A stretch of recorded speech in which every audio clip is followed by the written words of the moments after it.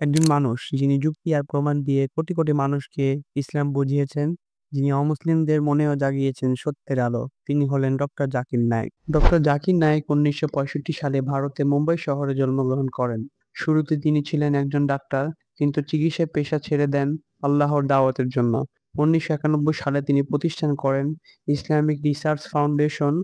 এর মাধ্যমে তিনি শুরু করেন ইসলাম বিজ্ঞান এর তুলনামূলক ধর্ম নিয়ে দাওয়াতের কাজ। তার বক্তব্য শুধু মুসলমান নয়, অমুসলিমদের মাঝেও সৃষ্টি করে আলোড়ন। তিনি বলেন, বিজ্ঞান ইসলামের শত্রু নয়, বরং ইসলামী বিজ্ঞানকে অনুপ্রেরণা দেয়। তার অন্যান্য লজিক, প্রমাণভিত্তিক ব্যাখ্যা এবং মিষ্টি স্বরভঙ্গি মানুষকে সত্যের পথে টেনে এনেছে। তার যুক্তি, প্রমাণ এবং শান্ত কণ্ঠের উপস্থাপনা তাকে বিশ্বের অন্যতম শ্রেষ্ঠ ইসলামিক বক্তা হিসেবে পরিচিত করেছে।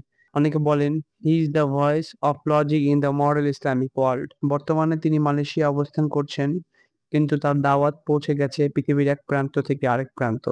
তিনি সবসময় বলেন, যদি সত্য খুঁজে পাও তাহলে তা গ্রহণ করো, যদিও সেটা তোমার ইচ্ছার বিরুদ্ধে থাকে। ডক্টর জাকির নায়েক শুধু একজন বক্তা নন, তিনি একজন চিন্তার আলো, একজন যুক্তির সৈনিক। এই ভিডিও লাইক করুন, শেয়ার করুন, যেন আরো মানুষ জানতে পারে ডক্টর জাকির নায়েকের অনুপ্রেরণামূলক জীবন কথা।